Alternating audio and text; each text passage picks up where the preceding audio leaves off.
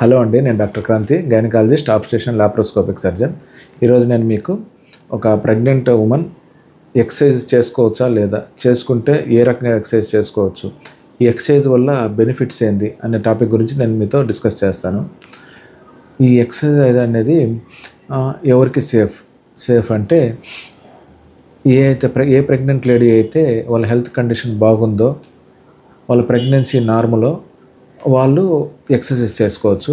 Normal అంటే ఎలాంటివంటే మాయ అనేది, ఉమ్మనీరు అనేది నార్మల్గా ఉండి, ప్లసెంటా అనేది పొజిషన్ కరెక్ట్గా ఉండి, అట్లాంటి వాళ్ళకి ప్రెగ్నెన్సీ ఎక్సర్సైజ్ చేసుకోవచ్చు.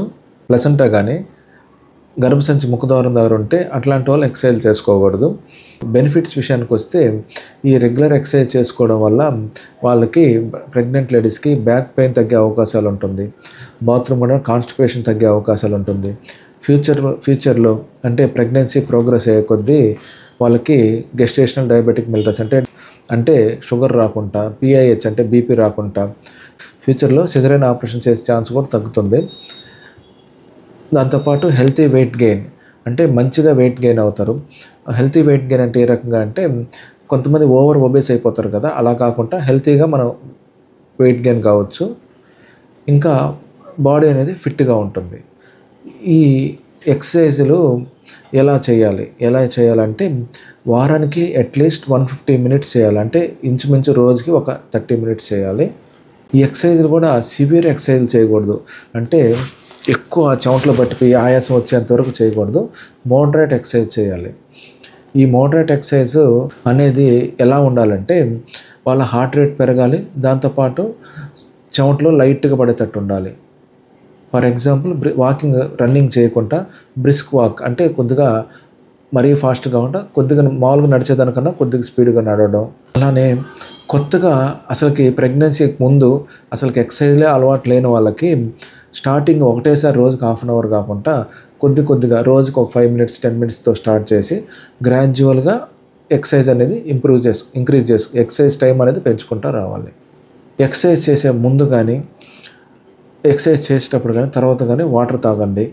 దాంతోపాటు ఎక్సర్సైజ్ చేసే ప్రెగ్నెంట్ ఉమెను స్పోర్ట్స్ బ్రా వేసుకోవడం, దాంతోపాటు అబ్డామిన్ బెల్లీ సపోర్ట్గా ఏమన్నా, బెల్లీ సపోర్ట్ అని ఉంటుంది, అంటే సపోర్ట్గా అంటే పొట్టకి సపోర్ట్గా ఏమైనా కట్టుకోవడం, లూజ్ ఫిట్టింగ్ అంటే లూజ్ క్లాత్స్ వేసుకోవడము, మార్నింగ్ పూట అంటే ఎండలో ఎక్సర్సైజ్ చేయకపోవడము. అంటే ఎక్కువసేపు పడుకునే ఉండి ఎక్సర్సైజ్ చేయకూడదు. అంటే ఎక్కువసేపు పడుకోవడం వల్ల ఈ గర్భసంచి అనేది గ్రేటల్ వెజల్స్ అంటే పెద్ద గుండె నుంచి వచ్చే వెజల్స్ని ఒత్తుకొని ఆయాసం పెరిగేది, బాడీకి బ్లడ్ సప్లై తగ్గి ఆయాసం వచ్చే అవకాశాలు ఎక్కువ ఉంటుంది.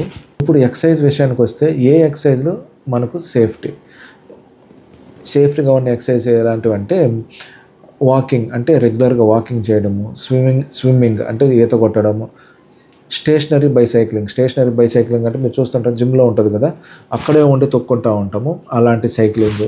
స్టాండర్డ్ సైక్లింగ్ అంటే రెగ్యులర్గా మనం తొక్కే సైకిల్ కూడా తొక్కొచ్చు, కానీ ఆ తొక్కేటప్పుడు కొంచెం కింద పడే అవకాశాలు ఉంటుంది. కాబట్టి ఈ స్టాండర్డ్ సైక్లింగ్ కన్నా కానీ స్టేషనరీ సైక్లింగ్ చేయడమే మంచిది. మాడిఫైడ్ పైలట్ ఎక్సర్సైజెస్, దాంతోపాటు యోగా కూడా చేసుకోవచ్చు. చేయకూడని ఎక్సర్సైజ్లు ఎలాంటివి అంటే, స్కై డైవింగ్ అంటే పైనుంచి దూకుతారు కదా, అలాంటివి. ఏ ఎక్సర్సైజ్లు అయితే కింద పడే ఛాన్సులు ఉంటాయి, అలాంటి ఎక్సర్సైజ్లు అవాయిడ్ చేయండి. ఆఫ్ రోడ్ సైక్లింగ్ అంటే కొండల మీదకి అట్లా సైకిల్ తొక్కుంటూ వెళ్తారు కదా, అట్లాంటివి. జిమ్నాస్టిక్స్, హార్స్ రైడింగ్ అలాంటివి అవాయిడ్ చేయండి. ఇప్పుడు మీరు ఎక్సర్సైజ్ చేస్తూ ఉన్నారు, ఎక్సర్సైజ్ చేసినప్పుడు ఎప్పుడు ఎక్సర్సైజ్ మీరు స్టాప్ చేయాలి. ఎప్పుడైతే బ్లీడింగ్ ఏమన్నా అయినా ఎక్సర్సైజ్ స్టాప్ చేయాలి. లీకింగ్ అంటే విజయంలోంచి ఏమన్నా వాటర్ లాగా వచ్చినా ఎక్సర్సైజ్ స్టాప్ చేయాలి. మీరు అలసిపోయినా, తల తిరిగినట్టున్నా ఎక్సర్సైజ్ స్టాప్ చేయాలి. బ్రెత్లెస్నెస్, ఆయాసం వచ్చినా, గుండెల్లో నొప్పి వచ్చినా, తలనొప్పి వచ్చినా కానీ, మజిల్ బాగా వీక్ అయినా కానీ, ఈ పిక్కలు అంటే కాఫ్ మజిల్ పెయిన్ వచ్చినా కానీ, కంట్రాక్షన్స్ అంటే గర్భసంచి ఎక్కువ ముడుక్కుని పెయిన్ వచ్చినా కానీ ఆపేసేయాలి. ఇది ఇవాళ టాపిక్. మరిన్ని టాపిక్స్ కోసం ఛానల్ లైక్ చేయండి, షేర్ చేయండి, సబ్స్క్రైబ్ చేయండి. ఇంకేమన్నా మీకు ఈ టాపిక్ గురించి డౌట్ ఉన్నా కింద కామెంట్ చేయండి. కొత్త టాపిక్స్ కావాలన్నా కింద కామెంట్ చేయండి, తప్పకుండా చేస్తాను. Thank you.